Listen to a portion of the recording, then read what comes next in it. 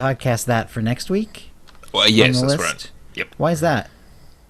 Did you have one that you really liked for next week, or is it a special? I wanted to use that one next week because, yeah, that's all. Okay. That's all. Yeah, I wanted to. I just thought I'd better, and I was doing the show notes for next week. Okay, cool. So yeah, that's all. I'm not sure what we'll do. We're gonna get a bunch of Euros on next week, so it'll be weird, but that'll be fun. A bunch of Euros, he means Brits. Hey, if you wanted to use that one this week, I will find another one. No, I found another one from Rogue One. It's all good. All right. Hello, everyone. Are we streaming, Chill? Oh, sorry. Get that part done. Go on. Yep.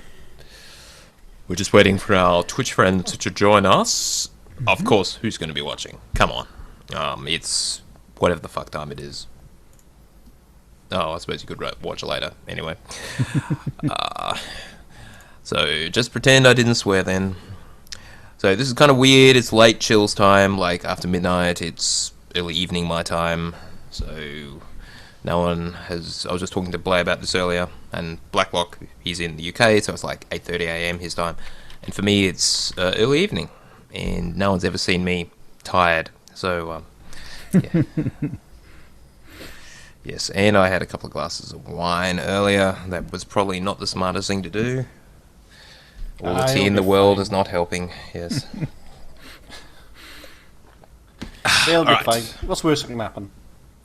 I could say what I really think about something. Oh, I usually do, but my diplomacy filter just kind of phrase a little bit is all. What else we got? Thank you for a fantastic 5 years saga. Is that the same thing? Leva's asking if she's coming or not. Not this week. So, yeah. So, just a general... A while ago, and I'm not going to get specific, we made a bit of an error by having someone on a regular basis. And so, we decided at that point we would never do it again. So... You're welcome to come on regularly, as is, like, Blay, for example. Everyone is semi-regular. But yeah, no permanent guests. Okay. Unless we have a committee meeting and decide to change that, which is certainly possible. The committee being Chill and me, so... I was about to say, that's a short two-man committee. Yeah. Is that a committee? Can you have two people? I don't know. Alright, Chill, let me know when we're all streaming and stuff. Are you still going? I know that two men is less than a legal assembly, isn't it? You need 3 people for an assembly. Oh, there you go. Only 3? And they call that an assembly? That's ridiculous. You can be, if you got 3 people on a pavement, you can be done for forming a legal assembly.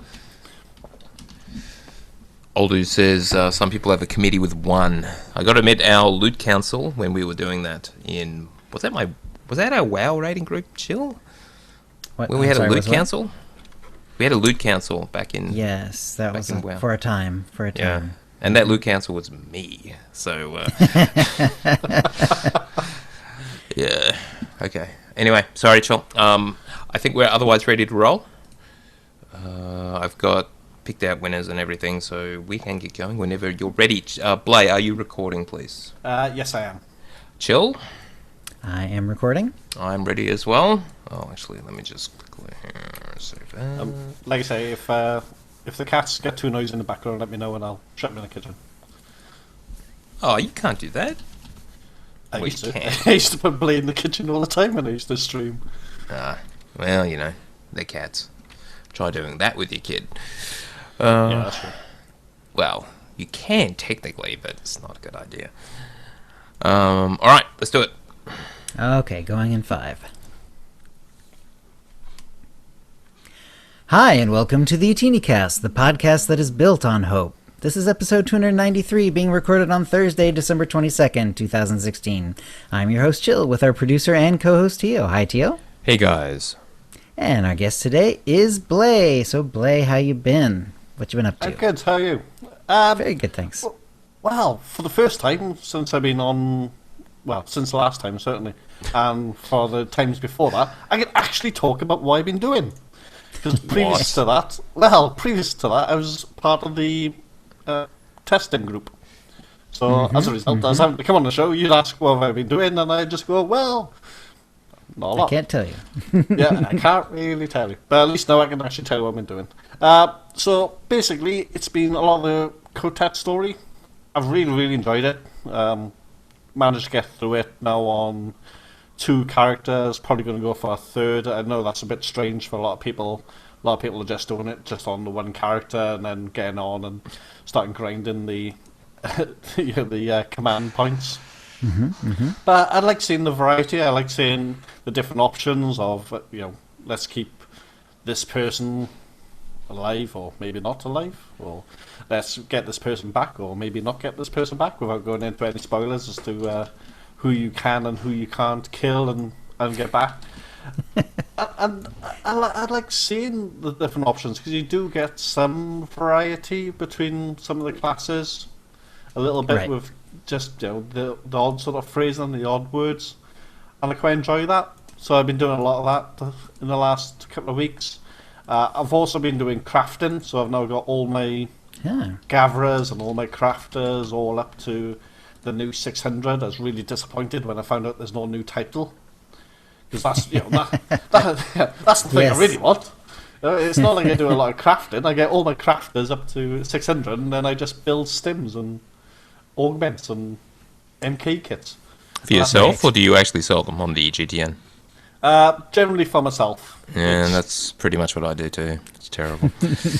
Yeah, but when you got sort of, I don't know, 12 alts that you're trying to gear up, just the amount of mats that you need in order to do it for yourself is enough, without then trying to get everyone else as well. Sometimes I do sell them, but it's within the guild. I don't use the GTN at all for making credits. I just play the game to make credits. And then finally, the last thing I've done in the last week, and the reason why I was a bit late coming to listen to the show last week, was Rogue One. What's that about? Just kidding. Wow. Oh my word. Did I enjoy that film or what? I came out of the cinema, and if there was another showing straight afterwards, I probably would have gone straight back in again. I really, really enjoyed it. I was a bit sort of... It sounds strange, but a bit sort of disappointed with some of the 3D that was in it. I felt that some of the 3D that was in Force Awakens was far, far better than the 3D that was in Rogue One. And without going into spoilers, I've pretty much looked at looked up a lot of the Easter eggs which happen between the films now, and the tie-ins with the later films. And some of the Easter eggs you just really, really wouldn't spot, but when you're in the cinema and you're going, oh my god, that's oh yes, that was like, oh yes, I know what that is. That's there were just some really, really great things in there, which I won't go into because it will be a bit spoilery. But yeah, there's all kinds of forums now about people saying that Rogue One is too good, which I find quite interesting. Interesting. But basically that's been it, really. It's been a quiet couple of weeks. Okay. Tio, how about your week? I actually completely failed to play any SWTOR this week. I've just been somewhat busy. It's last week of work. I'm more or less have the week off for Christmas and New Year's. And I actually did see Rogue One as well. We talked about that. That's why I left the show early last week. And, Ari and I went and saw it. And, likewise, as with Blay, really, really, really enjoyed it. In fact, in some ways, I actually preferred it to The Force Awakens. Not sure why. I suspect it could potentially be because it was just a kind of sophisticated, well-told story with a kind of clever script. Dark in a certain way, but not really. Yeah. Just brilliantly told. And also, remember, it is a Star Wars I grew up with, and you guys did too, as in the original trilogy. So everything about it, and it was perfect. Everything was perfect. It was just that era of Star Wars, as opposed to The Force Awakens, which is the new generation, which is good in its way. Don't get me wrong, all very cool, but this is like real Star Wars to me. And there were so many Easter eggs, and I will be honest, Peter Cushing never looked so good, especially for a guy who's been dead for at least 20 years. Amazing performance. So I actually thought that was another actor that they just found a lookalike. And I only found out afterwards. He was the digital puppet. He was incredible. So yeah, that was awesome. I obviously won't spoil it, but if you haven't seen it, I would seriously recommend seeing it. And I saw it in 2D. 3D was available, but we decided to see it 2D, and it was just fine. So, Blade, based on what you said, looks like I didn't miss out on much, though I know Chill has seen it in both versions. So I look forward to hearing his impressions of that. One other thing, I did want to give a shout out to Wahala, who just let us know about a bad link on our webpage. So if you're ever on OotiniCast.com, there's something there that's not right, let me know and I will fix it. Oh, and also Rogue One, sorry. When we were in the cinema, there was this poster, a wide multiple frame thing, kind of stand, more of a display than a poster for Rogue One, and it was covered in Aurebesh. So I took some photos, and I was desperately trying to translate it on the spot, and I thought, geez, I'm rusty, because this isn't making any sense. And it was actually mostly nonsense. Though someone did point out that there were some real lines in there, actual English converted into Aurebesh, but most of it was just garbage. So, and that sucked. I was most unimpressed. Yeah, exactly. That's not impressive at all.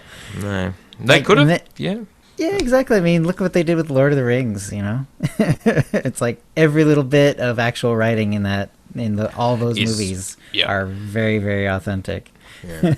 So, and disappointed, but is dead easy, you know? It's just English with a different, alphabet. Alphabet, yes. And if you want to learn more, we have our OotiniCast Aurebesh trainer. I'll link to that in the show notes. It's also on the website. Anyway, that's my week. Over to you, Chill. All right. Well, first let's do a shout out to the chat room. And for this late night edition, we've got quite a few people here. Hopefully some folks are getting a chance to see it who haven't been able to before. 87.2 is here. Art, Music, Tech is here. B-Jags, Blay is here as Blachlach Gaming. Darth Aro, Dekion, Diggity82, Eleva, Liberoha, Maximus, Masterloo, Rokers70, Siskaika, and Oldu are all here. Hello, everyone. All right.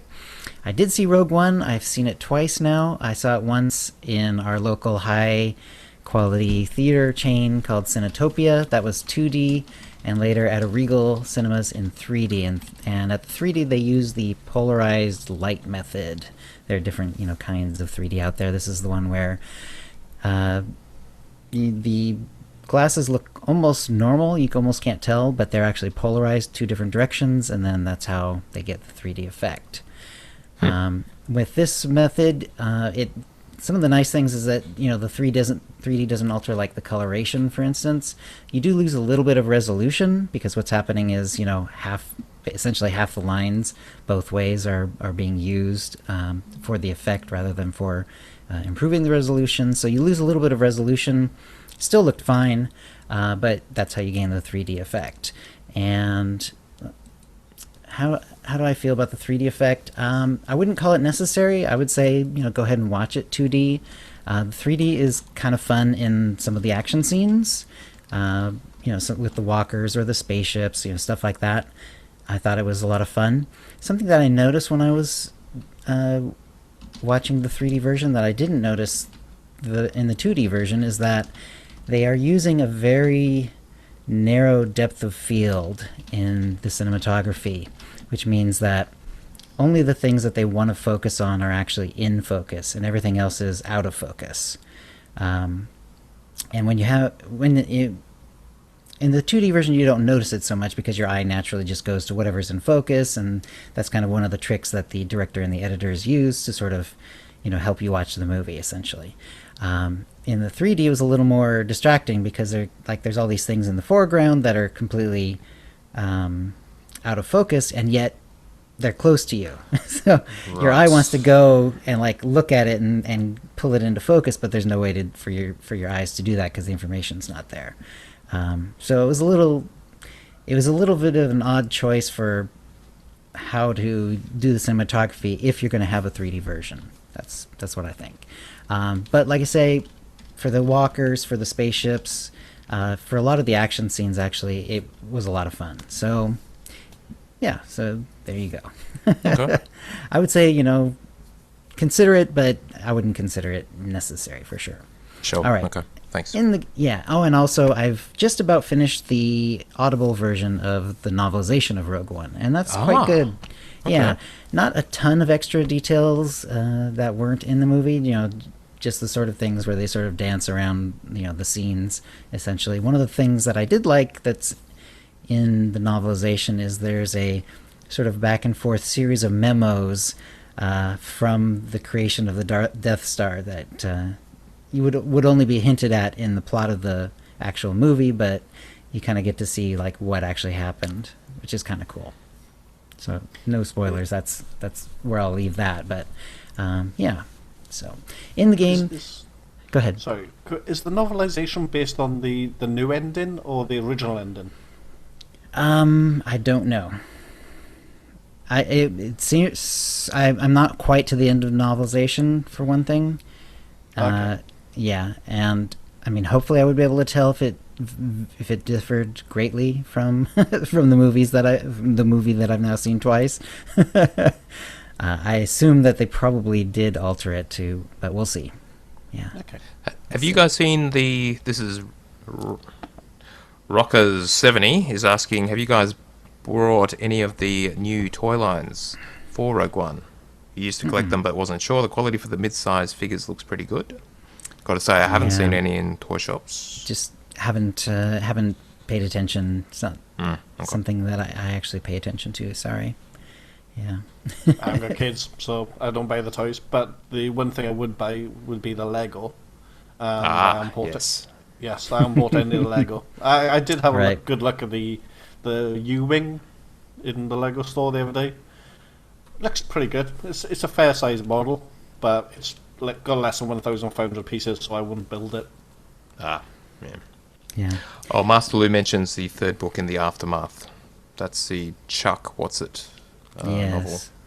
Is going to be available. Okay. Good.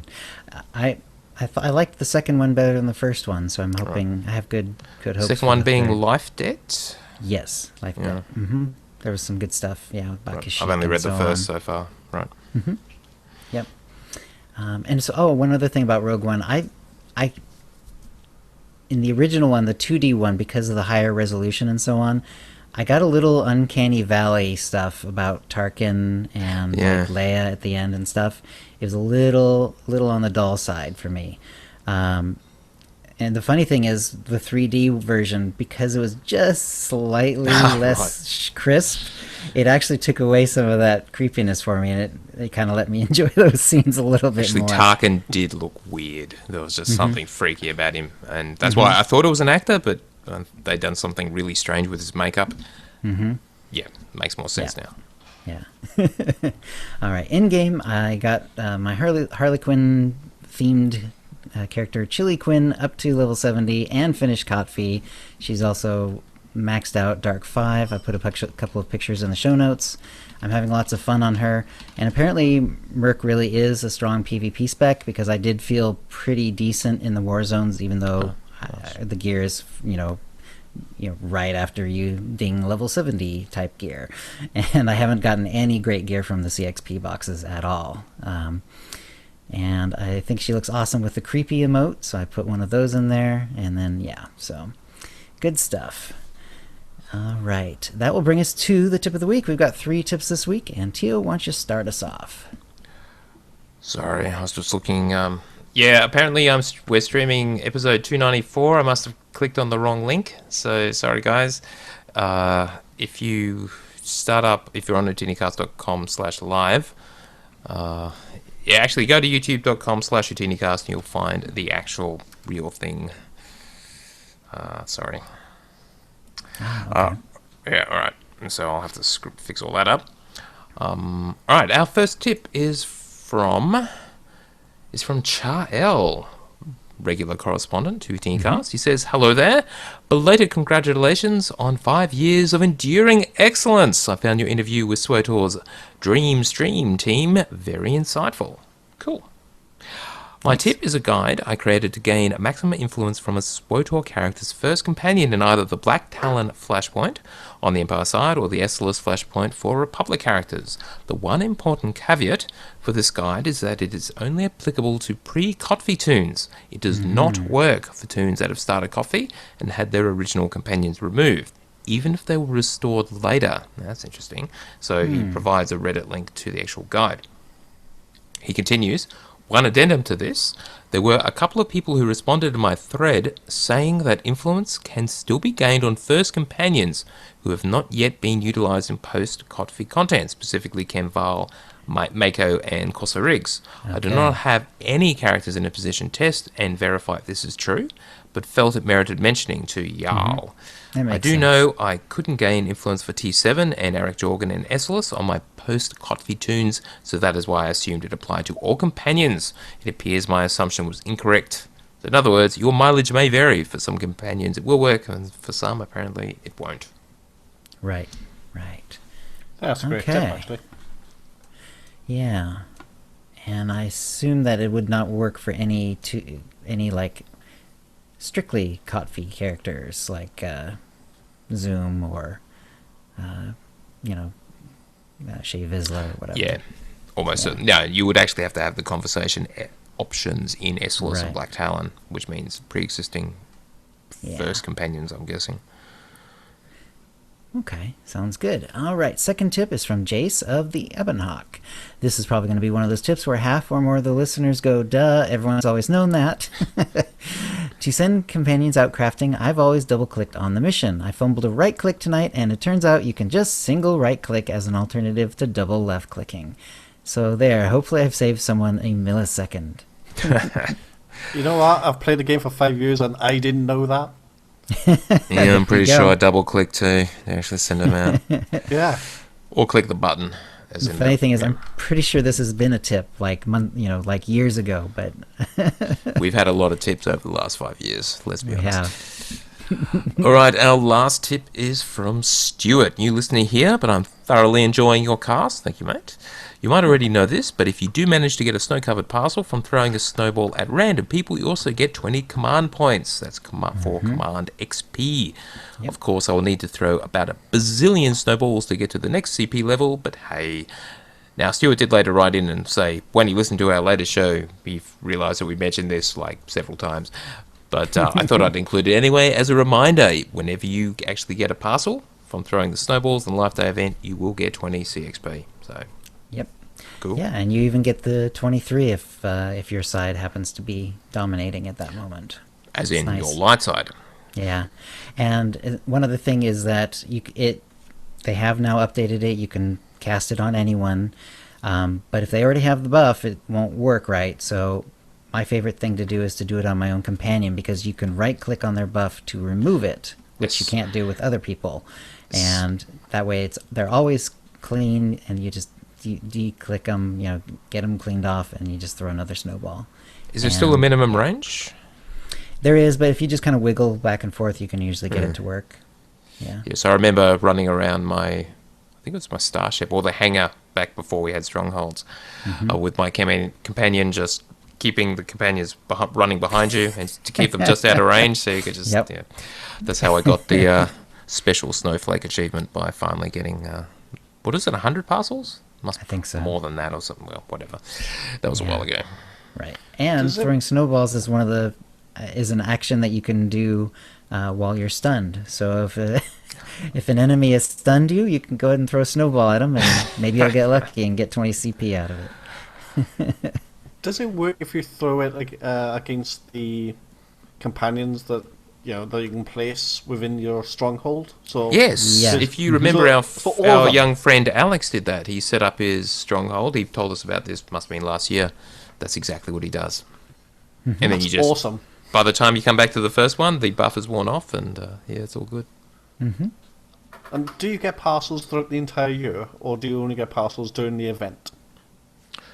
I believe it is only during the event, pretty strongly on that, yeah. Has no effect outside the event. Okay, because that would have been a great way of throughout the entire year just going around and just throwing It would, but sadly they thought of that. Ah, wow. That's a shame. All right, by random allotment, the winner is Jace. So Jace, congratulations, you're the winner of a Fawn or M83R Droid pet code, courtesy of BioWare, and an OotiniCast provided Cartel Market Pack from the latest shipment. And if you'd like a chance to win the same, please send your tips to OotiniCast@gmail.com by next Wednesday. And that will bring us to the Holo feed. Tio? And we'll just start with a pro tip from our friend Dekion, one of our leaders in the Utini guilds. He says, pro tip, buy the NPC from the PvP vendor on the fleet for 200 credits. Buy 50 of them, put them in your courtyard on Yavin, and go to town in terms of throwing snowballs. Yeah, 50 would certainly be enough to ensure that there will always be one without the buff. Mm-hmm. Awesome, mate. Good idea. Anyway, let's move on to the news. Galactic Command changes coming in Game Update 5.1. We talked all about them last week. They were announced on the live stream. Coming on 24th of January in Game Update 5.1. This was Eric clarifying for people on the forums that they told us that each boss of an operation, up to the last one, would have an increasing chance of dropping a unassembled gear piece. And the last boss would have a 100% chance of dropping an unassembled gear piece, or two, say an 8-man, or probably 4 and 16-man. And he just gave an example. These are not real numbers that he's providing. He just said this is representative. Like, if you're looking at Kraga's Palace, the first boss, 20%, second boss, 25% chance, third boss, 30% chance, fourth boss, 35%, but then the last boss, Kraga, 100%. And then every operation would be something along those lines. Interesting, okay. Yeah, so it is just a chance that it would drop. Right. But the last boss, always. That's not bad, but that means that people are going to be going into SMV quite heavy then, because of the number of bosses in there. By the time you even get to the 4th or 5th boss, if it depending goes up on the percentages, they could easily balance it, so it's not. Well, it's the same as somewhere else. They've also thought of that because Kraga is 100%, but it's specifically a head piece and not any piece, which means that you would have to do other operations in order to get other pieces of gear at 100%. To guarantee, and it's just random from the other bosses, yeah. Yeah. You can get any unassembled gear piece. I believe they didn't say it was like a specific restricted loot table in a given operation. But yeah. I guess that'll be clarified later. Do you know if they're going to put anything onto the one drop operation bosses? Like the one that's on... I'm trying to remember. That is an excellent question. The Golden Poodle, for example. Yeah, Poodle, that's the one. Yeah. Or the other one on Ziost. The monolith. Monolith, yeah. Ancient monolith. Ancient monolith. Monolith? Whatever it's called. We never did get him down. It's pretty embarrassing. Alright, anyway, let's move on. Command crate gear. There was just a clarification. They told us that, and this is for the existing command crates, when you open it, it depended on what your current discipline is. Would determine which discipline the gear is tailored for. So if you're in tank discipline, you would get tank gear. If you're in one of your DPS disciplines, you would get DPS gear. Some people appear to be a little confused by this because you can actually set the spec in the drop-down in Galactic Command for when you're doing like flashpoints or whatever.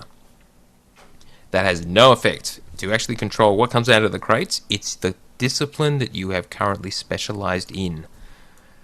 So regardless of what you're queuing up as, and if you're queuing up as anything other than matching the discipline you're a very bad person, and you shouldn't do that because your group will not appreciate that when you actually get a pop. So, but anyway, so if to control what comes out of your command crate, and remember you can get command crates in some discipline. Just hold off opening them, change your discipline, then open them, and you'll get gear for the new discipline that you've just spec'd into.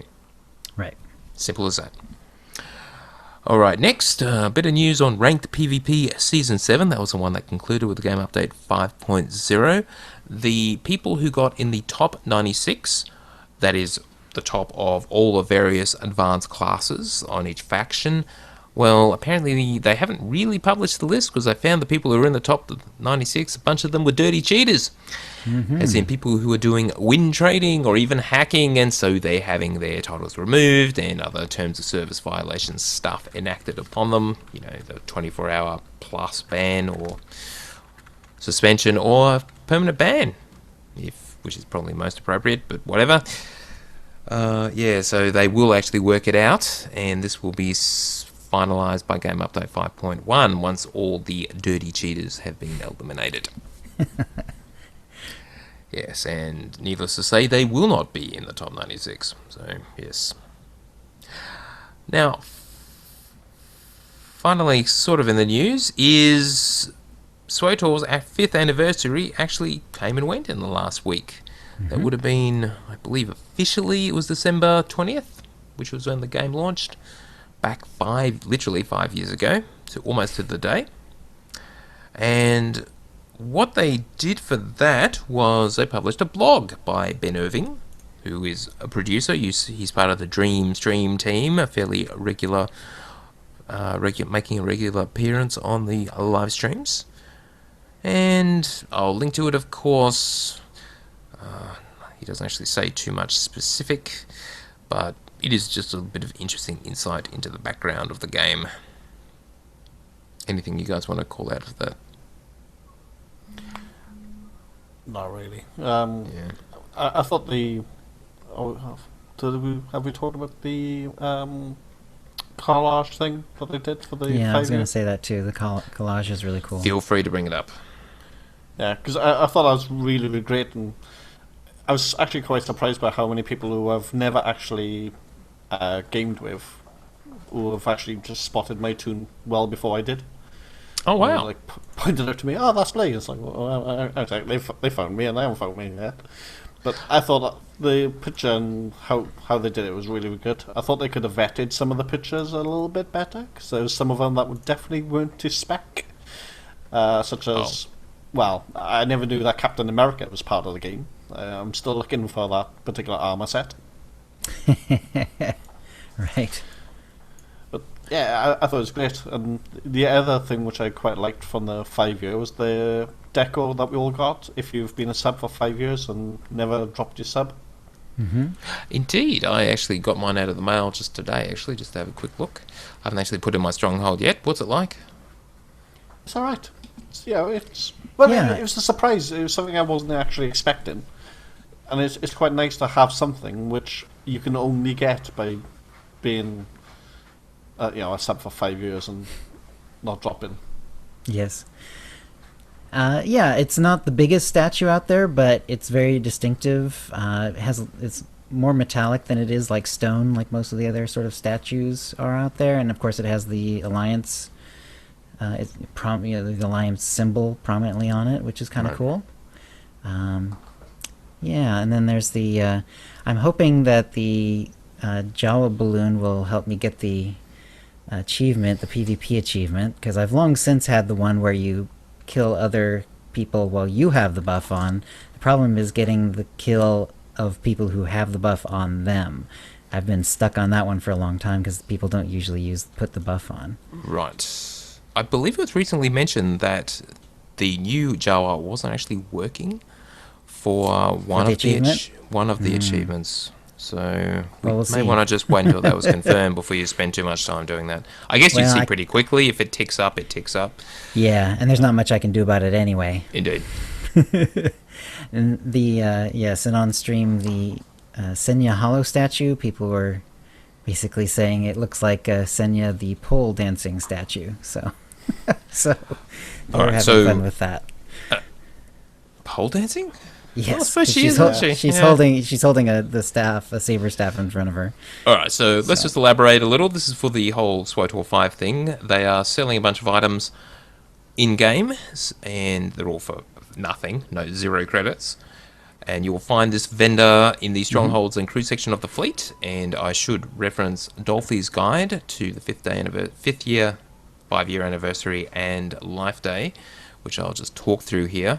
And I visited the vendor today. You can get the Celebration Jawa, which we talked about, and also the pole dancing Senya hollow statue, who is a class trainer, just like Dr. Yes. Ogorub. So if you missed out on Dr. Ogorub, who was the pre-order bonus thing for the Rise of the Hutt Cartel expansion, if I remember correctly, now everyone can get a hollow statue for nothing. Hollow trainer. And those are extremely useful for your alts when you're just out in the field and you want to get to a class trainer. Oh, Very, yeah. very useful, especially if you're in collections. So you don't have to keep it around. You can just pull out your collection, use it, and then destroy it. Doesn't take up any inventory space. Yeah, and I also saw the posters as well. You can get 50 each of them, and they're really nice because it is basically the expansion splash screens that we got used to seeing all, for each of the expansions, and it was nice. I liked it a lot. Got to say, I did buy all 50 of each and did a whole lot of clicking to put them into my legacy collection of furniture.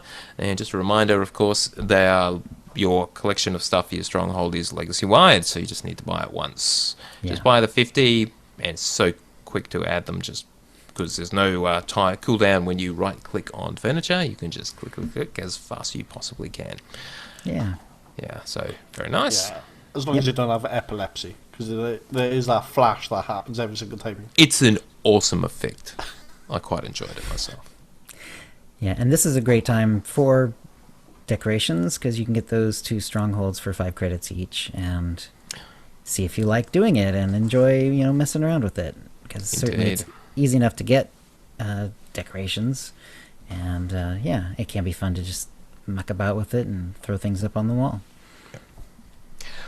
Alright, since we're going through this guide anyway, and it is Life Day. Life Day event is running from December 13th, so it's already started, all the way through to January 10th. So you still got quite a week or two, really, to do this. And it's pretty much works the same way as in previous years. That is, you can buy yourself a snowball, and when you throw it at someone, as long as they don't have that buff, the lightly dusted, whatever it is buff, you have a chance of getting a snow-covered parcel. Snow-covered parcels are currency for the vendor, and the vendor from whom you purchase the actual snowball in the first place is in the GTN section of the fleet. He also sells a bunch of other stuff, and as mentioned, he's got all the stuff that you can purchase with snow-covered parcels. Apparently there's a whole lot of items that were on the cartel market in previous years. And now you can actually get them for snow-covered parcels rather than cartel coins, which is pretty nice, really. Yeah. Quite a few snow-covered parcels, so it may take you a while, but right. Well, the Hoth Wampaka was always really popular, and when it no longer was available, it was not too expensive for cartel coins back when it was available, but then when it became not available, it quickly became like a multi-million credit pet on the GTN. Yeah. So that one should be popular, I imagine. And 60 snow-covered parcels takes a while, but it's doable. And the Life Day vestments are back. Is that what I think it is? I'm just bringing up the... Yeah, they're very red. The red robes, yeah. I remember wanting that for a character rather than... And sadly I wasn't able to get it, and now I can. So that is fantastic. Yeah, I've actually got a character that I call Darth Santa, because he looks a bit like Father Christmas. And he just wears that. And it's a character that I only play at this time of year. So once a year he comes out, once a year he comes out, gets played with, and then gets put back, and ends up at the bottom of my loading screen. Now, as Dolphy points out, there is a 15% chance to actually get a snow-covered parcel from whoever you target. Can be NPCs, other players, but just remember, if that buff is on them, that after you've thrown the ball on them, or someone else has, you can throw as many snowballs as you like, and there's 0 chance of getting anything, so just be careful. That's why doing it in private, with your own personal NPCs, is definitely the way to go, if you possibly can. Because you can, and as Chill mentioned earlier, you can click off the debuff from your own companions, which is ideal. Let's see. And to mention again, every time you get the parcel, you also get 20 CXP. Another reason to do it. Right, and Life Day's running till January 10th, so there's still plenty of time to do that, and also to turn in your parcels. Yes. Also on Coruscant and OotiniCast, we have the overheated Life Day droids. When these guys, there's a whole bunch of regular droids, but some of them become overheated, and the way to cool them down is you got to throw snowballs at them, and when you do that, you have a chance to get a Life Day holo tree, and they come in 4 different colors. I remember doing this a year or 2 ago and getting all of the different colors, and they look fantastic in your stronghold. Just Nice. saying. Yeah, so definitely worth doing. Don't you have to DPS them as well? I seem to recall off the top of my head. I can't remember, but I Don't thought you had to think so. kill them.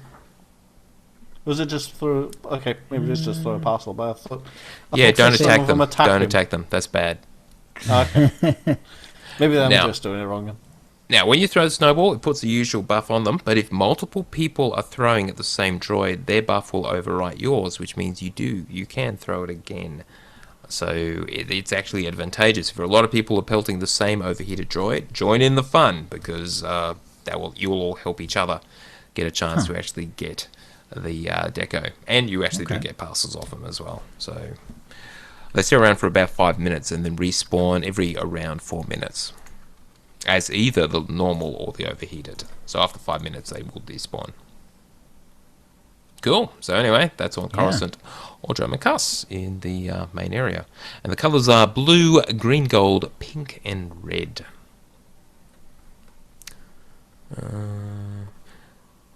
There's some more stuff on the Cuttle Market that you can buy, including the Wampa Companion. No, you can't get that for snow-covered parcels. You'll have to pay as we speculated, a large amount of Cuttle coins, 2,100 in fact. So you're going to blow $20 worth of Cuttle coins on a Wampa Companion. Well, actually, that's probably not a bad thing to spend your Cuttle coins on if you've got a few accumulated. And there's also the festive Tauntaun mount. No, it does not have a red nose.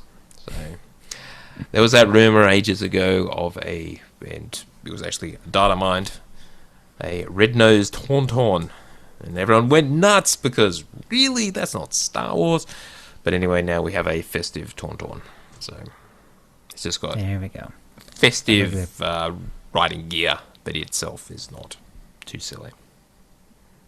It looks quite good. It does look Yes. Yes. Anyway, that's pretty much the Life Day event, and I should also mention the 5th anniversary event will run through to the same conclusion. That will conclude on January 17th next year. That's the 5th year anniversary, and again, January 10th for Life Day. So, lots of stuff to do there. Now, what's the time? I'm assuming that the title is still there as well for the special snowflake, which you can get during the event.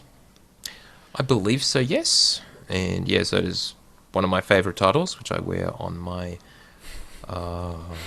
tank, on Teol, who I haven't played for quite a while. He's the Jedi Guardian. I've been playing my Sork through Kotfi and Kotet. But yes, it's an awesome title. A very special snowflake, or a special snowflake. Mm-hmm.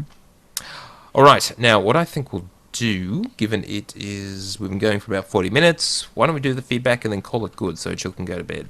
I can eat dinner. And that's the news. All right. That will bring us to, let's see, well, actually, let me get down there so I can actually do this properly.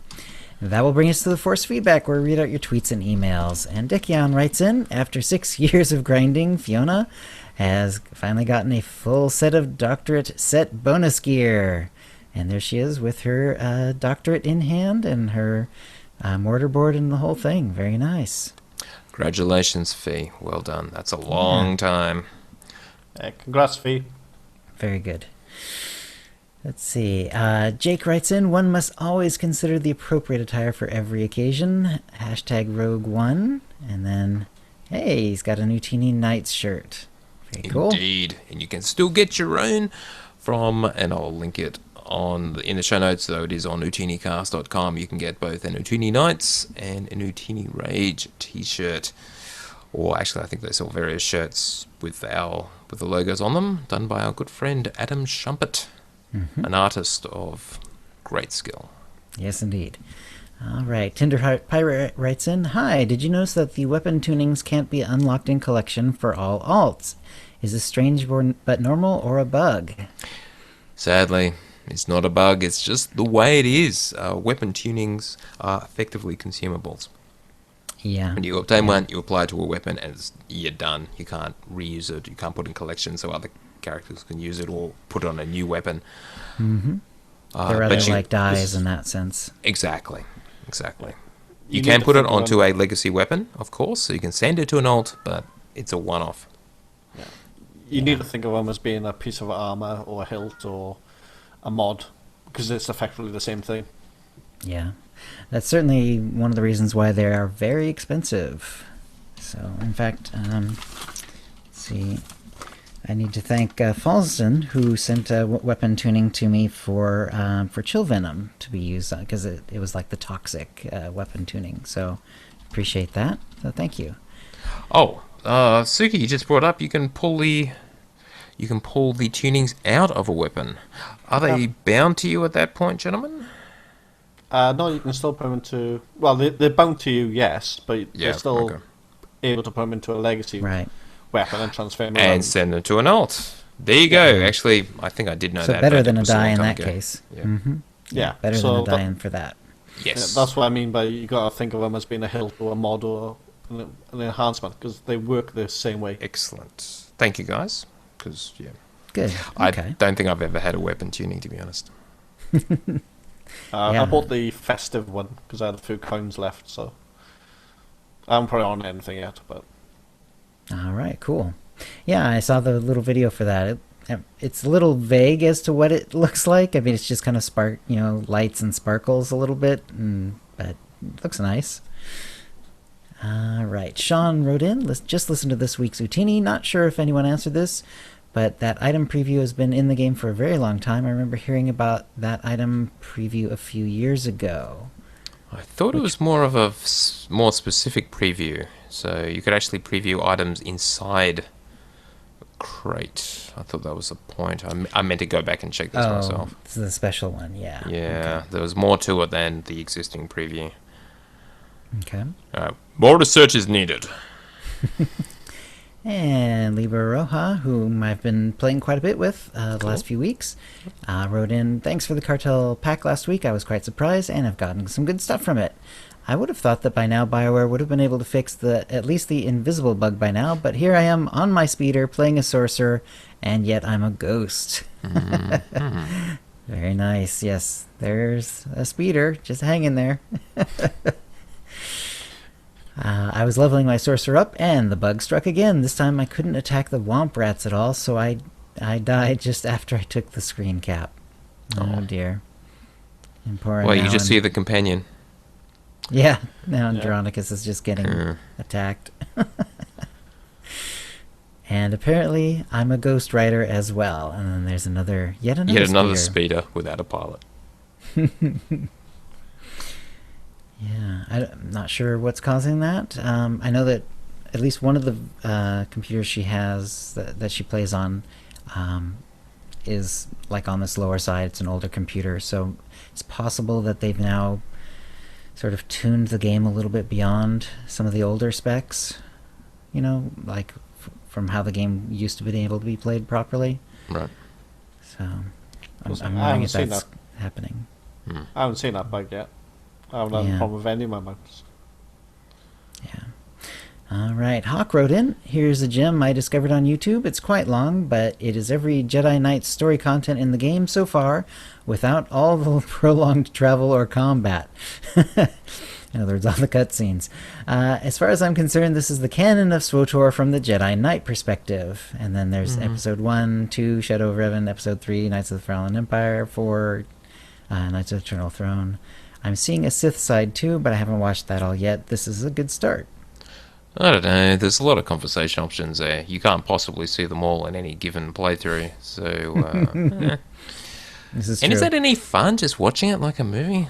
Though I've got to say, Kotfi and Kotet really could have been done as a movie in some ways. Yeah, I don't know. I'm enjoying leveling. So I mean, I've done it 3 times in Kotet already. So yeah, it's all good, and it's fun seeing the different sides though. So I almost always try to pick at least a few options, even if like I'm doing dark again or light again or whatever, to get to see some of the other options. Yeah. The Valkorian story does seem more like an extension of the Jedi Knight story than any of the other classes, really. Yeah, Purely 'cause exactly. it's all, character versus the Emperor. Although ended up as it does, without any spoilers, at the end of Eternal Throne. Not that I'm saying that you're gonna, get the Eternal Throne at all, because that would be a spoiler. But shock. You mean you but end that up does- ruling the galaxy? Commanding the galaxy, even? Well, I'm not prepared to say. But that does seem like a bit of a strange ending for an actual Jedi Knight. Sure. It's not a very Jedi Knight kind of thing, really, to end up being Emperor. So Well, but that's if you're a Dark Jedi. that's true. Otherwise, you're the other thing you become. Right. Yeah. Savior or whatever. Yeah. No spoilers, mate. I don't know what the title is. I've never ever gone for the other option. I've Really? always gone, yeah, I'm gonna rule the galaxy. Oh, right, yeah. It's a little more non-emperory. Okay. Fair enough.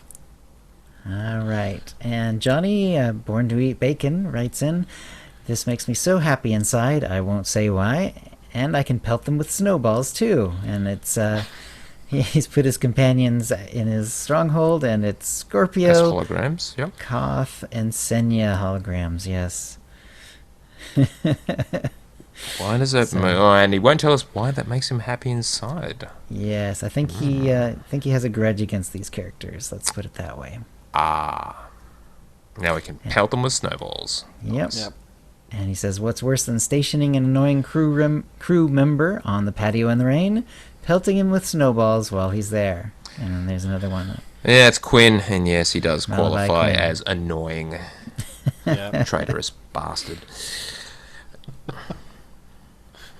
All right. And Spencer wrote in, "Empire of Zakul is now canon. It was mentioned in a recent Star Wars book." And there is a Reddit post, which he links to, which says, "I'm currently reading Star Wars Galactic Atlas," which just came out, actually, a few days ago, on SWTOR's 5th anniversary. Complete coincidence.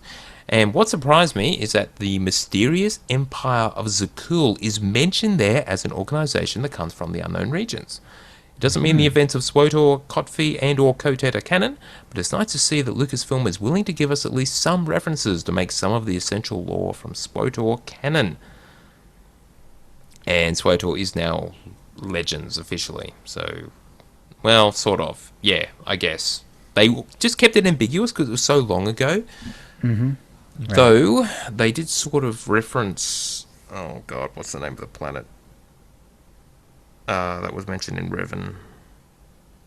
I want to say Malachi. Malachi 4? No. Last? No. What was a planet that was wiped out by Revan? By that Nothing. device? No. Oh, by the device. Oh, yes. God. Was it Malachi? Am I making that up? I have to maybe. Google that quickly. I can't remember it. Malus. I think it's Malus God, something. no, that's a boss from somewhere. That's not it. What's the name of the planet? Come on, they use a device. Come on, chat room, help me. It was a lieutenant of... Actually, it was What's-Her-Face who appears, the Jedi Exile, on the surface, let off the device. Malachor! I was close. Thank you. Malachor, I'll okay. do. I knew it was a Mal something. Mala something. That's right, Malachor. Where was I going with that? The planet Malachor, which featured in the novel Revan, and they did bad things there. This is Revan and his friends, and in fact the Jedi Exile. You meet anyway, where they destroyed all life. Did appear in Star Wars Rebels, but in a varied form. So it was like they took a planet that appeared in SWTOR, in Knights of the Old Republic, etc., and placed it into the new canon in Star Wars Rebels, which is canon, with all the new stuff, but they changed it in such a way that it wasn't really the same. So I suspect, as with Zakul, they can reference stuff like that just to say it was kind of real, but no guarantees. And the actual details of what happened in the SWTOR era and the KOTOR era really don't apply. But there's going to be all these little crossover nods in that direction, but that's as close as it gets.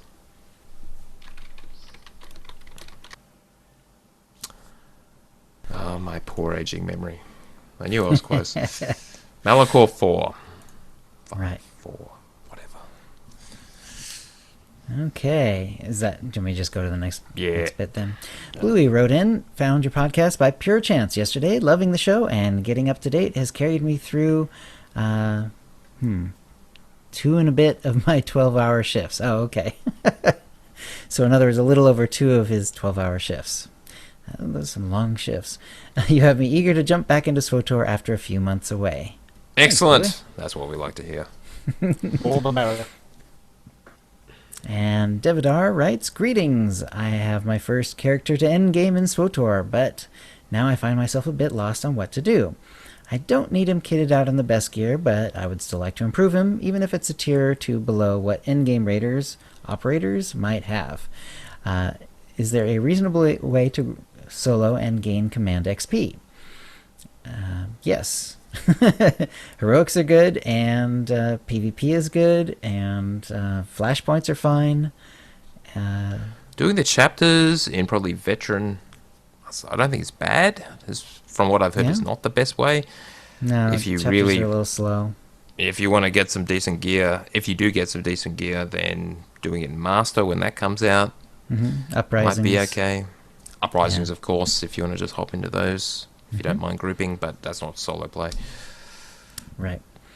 And on the other hand, Devidar continues, I'm not entirely antisocial, and I do have a real-life friend on the same server who is interested in doing content that we could tackle as a team.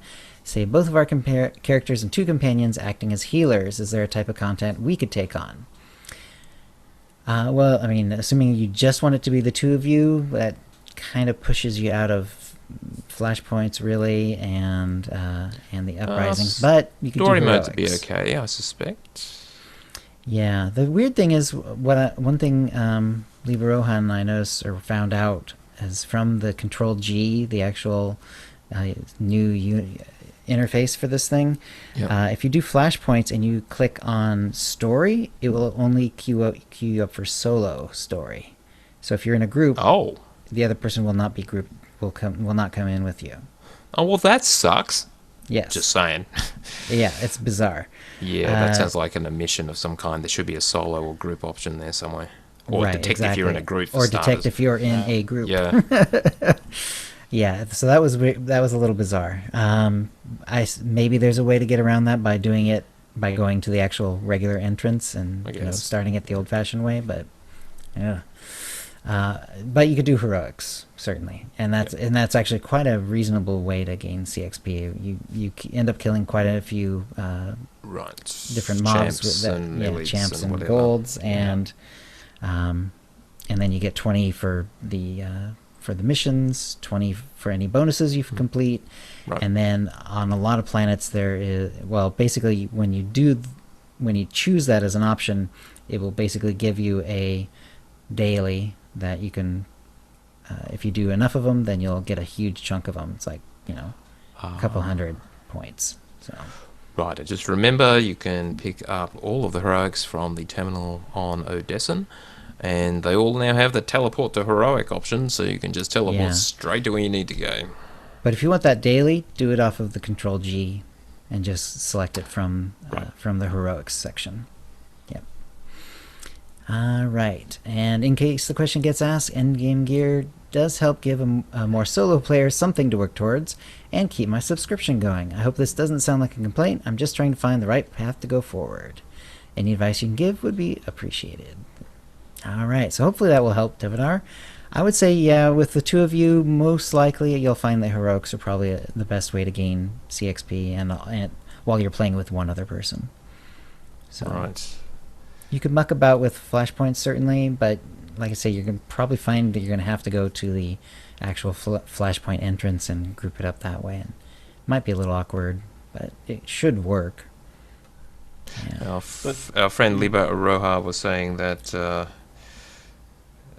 you can share the solo mission, and pointed out that heroics are daily, of course, but the bonuses are weekly, which I didn't know.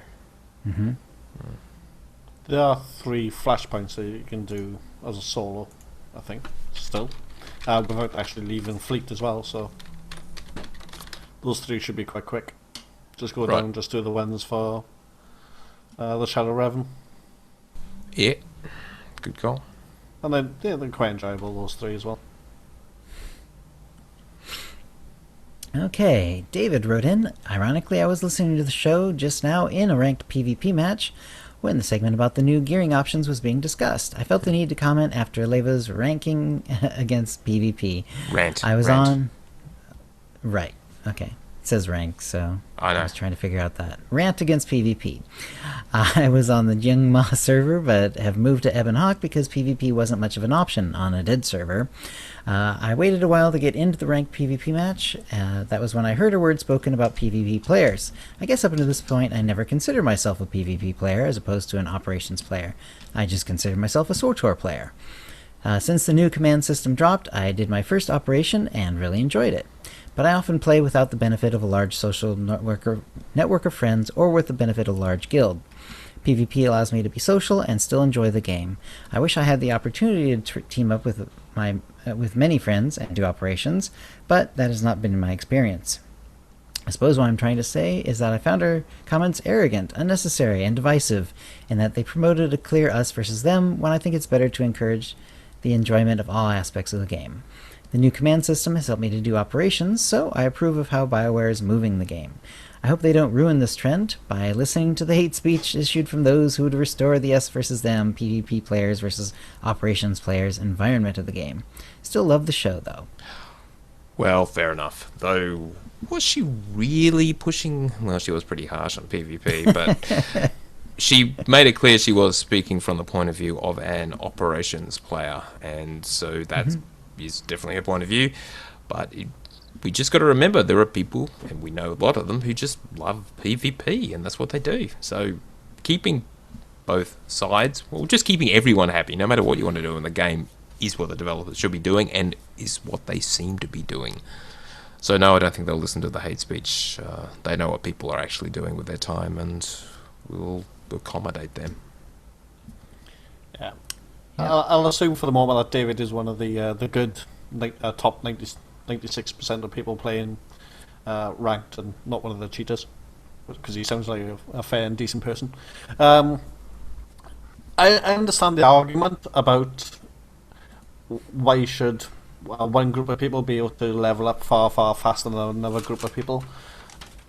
And that does seem a little sort of biased and unfair, but from what I can see so far, BioWare and the team do seem to be trying to balance it all and try and make it all a little bit better and a little bit more sort of even for everyone, to try and encourage people.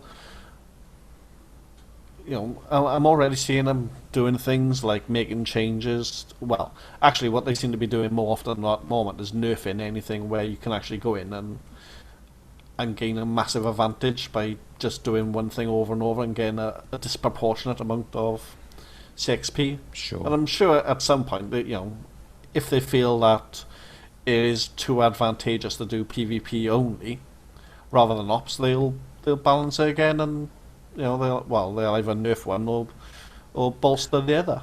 So the main equation I thought they were it. using was time spent. That is, the time you spend doing something should, no matter what it is, get you sort of X CXP per time expended. And then there was bonuses for doing it with other people and the relative difficulty of the content. Yeah. So as long as they sort of stick to that and make it fair is, I think, what everyone wants. Yeah. It should be okay. Yeah. And I think that that was one of Aleva's points last week, is that as far as the difficulty of the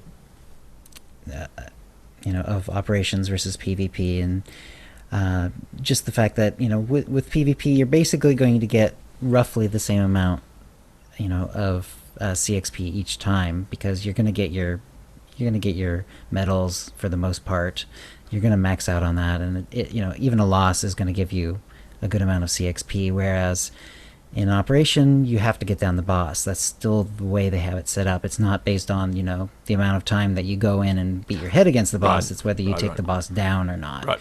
And so you can spend a fair amount of time in an operation and not end up with anything. So that is an excellent point. And Oliva says, to be honest, her rant was just because she wanted a better balance. And I think her perception was it wasn't fair for exactly the reason that Chill just mentioned. You can spend a lot of time working on a new boss, and you don't get CXP from wiping. So, yeah, and that's just the way operations go. And while you're learning a boss, you will wipe a lot of times. And effectively, it's a lot of time invested with zero return. Yep. Yes. All right. Were there anything else? Any other questions or anything? I don't think so, and that's just an hour of recording time, so I think we're good for our holiday episode. Okay. All right, then. That's a show. If you'd like to play with us in the Utini Knights Guild on the Republic side of the Harbinger server, or in our Guild on the Empire side, do a /c join Utini to join the Utini channel. Then let us know you're a fan of the show. You can email questions and comments about the show to OotiniCast@gmail.com. Follow us on Twitter using @OotiniCast. You can find contact details for all of us on our website, OotiniCast.com, which includes how to subscribe to us using iTunes, Stitcher, and the rest. We record the show live every Thursday at 4:30 p.m. Pacific. Go to OotiniCast.com/live to find out how to join in. Our theme song is Doomsday by Jean-Paul Zogby. And thank you to the chat room, and thank you to Blay. Thanks, guys, and I hope everyone has a nice holiday break. I won't spoil it, but there's something coming up in a few days' time. Excellent. And we'll see you next week. All right, guys, keep recording. And because I'm Australian, I can say Merry Christmas. I know in America you guys say Happy Holidays or something, but yeah. We say Merry Christmas as well, but yeah, because in Australia it couldn't be less traditional Christmas because it's hot outside. It never snows here anyway, but it really, really wouldn't snow when it's stinking hot outside. So yes, thank God for air conditioning. Right, so next week Chill will be out of state and on holiday, somewhere very pretty and relaxing a lot. I hope, Chill. Yes. Yeah, my week was going to be very, very short this next episode, so I should actually be back in time for the next day, for the next excellent episode. So yes. It's all good. So next week, I'm not sure what we'll do. We'll probably go through a couple of interviews I've been holding with developers or something, because it won't be any news, that's for sure, or something like that. We've got 3 guests lined up to help me who are all Euros, so we'll be recording a bit earlier. It'll be 1.5 hours normal before our usual recording time, so 3 p.m. Pacific. So I can get it out of the way because I'll be on holiday. So anyway, as again, Merry Christmas. May the Force be with you, or serve you well. We will see you, actually it won't be in 2017, it'll be right at the end of 2016. So have a good one, guys. Alrighty. Alright, stopping.